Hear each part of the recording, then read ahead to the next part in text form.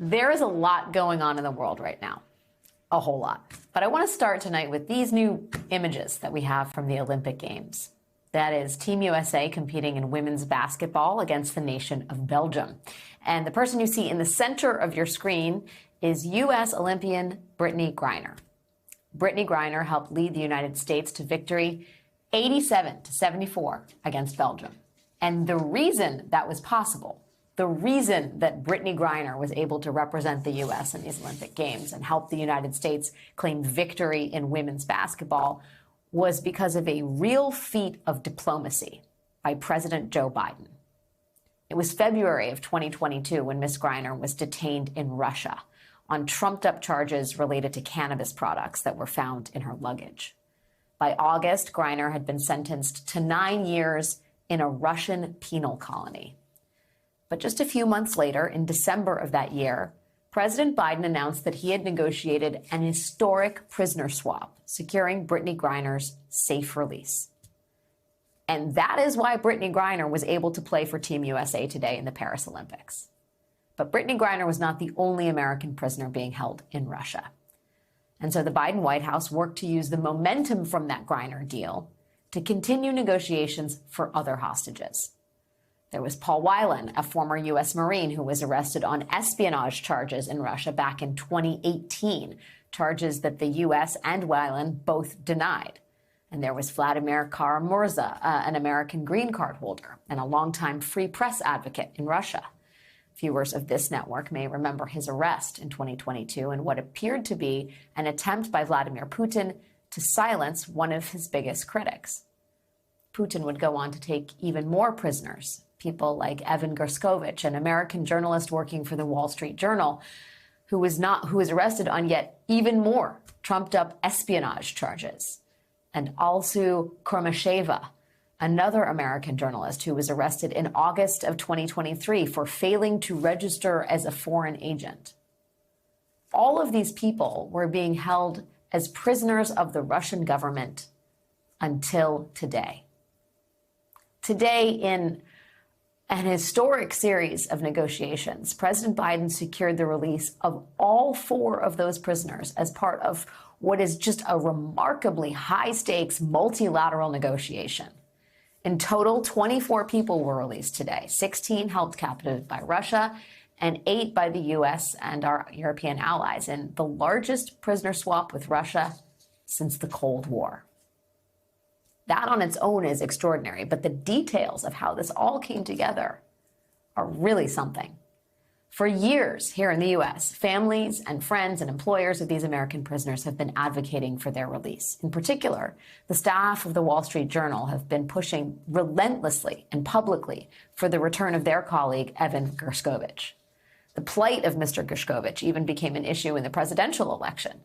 Former President Trump boasted that Gershkovich would only be free once Trump was elected president. Evan Gershkovich, the reporter for the Wall Street Journal who is being held by Russia, will be released almost immediately after the election, but definitely before I assume office. He will be home. He will be safe. Vladimir Putin, president of Russia, will do that for me, and I don't believe he'll do it for anyone else. Trump thought he alone could secure Evan Gershkovich's release, but many other people felt otherwise, including Evan Gershkovich's own mother. According to the Wall Street Journal, in April of last year, she had rushed up to President Biden at the White House Correspondents' Dinner and grabbed his hands before imploring him, "You are the only one who can bring my boy home." She was right.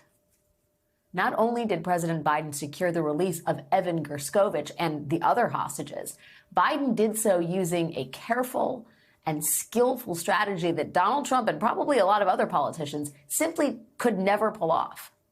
For starters, Putin's price for the release of these hostages, the key bargaining chip in all of this, was this guy, Vadim Krasikov. Back in 2019, Krasikov was arrested for assassinating a Chechen dissident in Berlin on behalf of Russia's intelligence agency. Krasikov was a Kremlin-linked assassin who was serving a life sentence in Germany, someone who was so close to Putin that Western intelligence officials reportedly speculate he may have even been Vladimir Putin's personal bodyguard. And so in order to secure the release of these prisoners today, President Biden needed to get Germany to agree to releasing a very high-profile criminal back into Russian custody.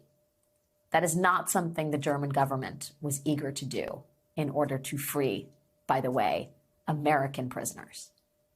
But President Biden made strengthening American bonds with NATO allies like Germany a cornerstone of his foreign policy, a stark reversal from the Trump-era policy of alienating Western democracies and currying favor with autocrats and dictators. And so when the time came for Germany to play its part and release that Russian assassin, well, German Chancellor Olaf Scholz reportedly told President Biden, "For you, I will do this. For you, Joe Biden, I will do this." Today, President Biden talked about that relationship and just how important it was. I particularly own a great sense of gratitude to the Chancellor.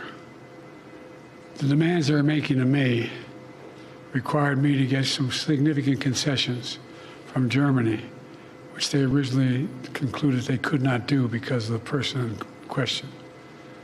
But everybody stepped up. Poland stepped up, Slovenia stepped up, Turkey stepped up. And it matters to have relationships. It really does.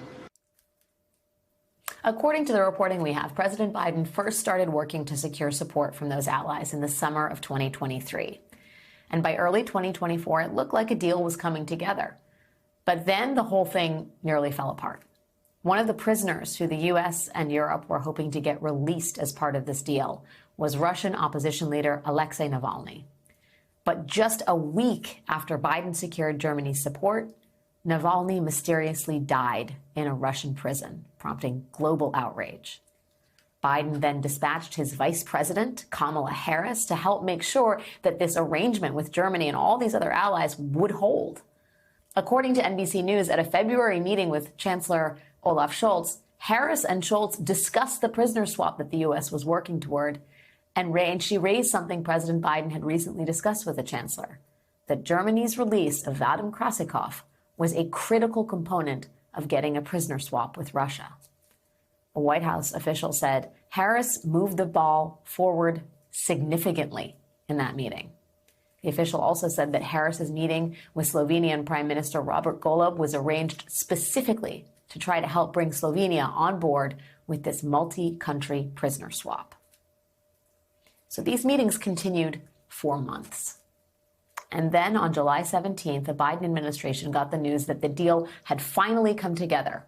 And that date is significant because that was the day President Biden was diagnosed with COVID.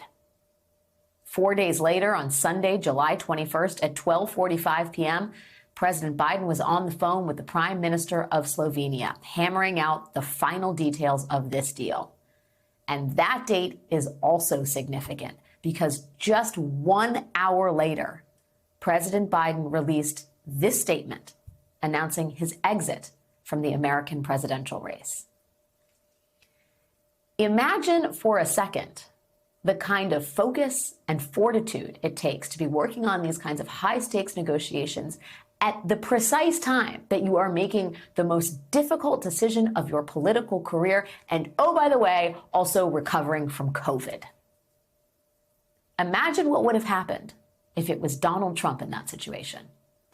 A man who has made a political career out of maligning America's geopolitical alliances and who has been criminally charged for his efforts to stay in power.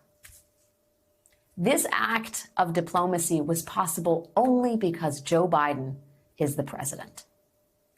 Tonight, President Biden and Vice President Harris will greet the freed American prisoners on the tarmac of Joint Base Andrews, capping off just an astounding journey home. In the White House briefing room this afternoon, National Security Advisor Jake Sullivan talked about the work it took to bring these hostages home. Honestly, guys, I can just say this was vintage Joe Biden, rallying American allies, to save American citizens and Russian freedom fighters, and doing it with intricate statecraft, pulling his whole team together to drive this across the finish line. I spent a lot of time with the families of Evan and Paul and Alsu, and most of the time, as you can imagine, those are tough conversations, but not today. Today, excuse me. Today was a very good day.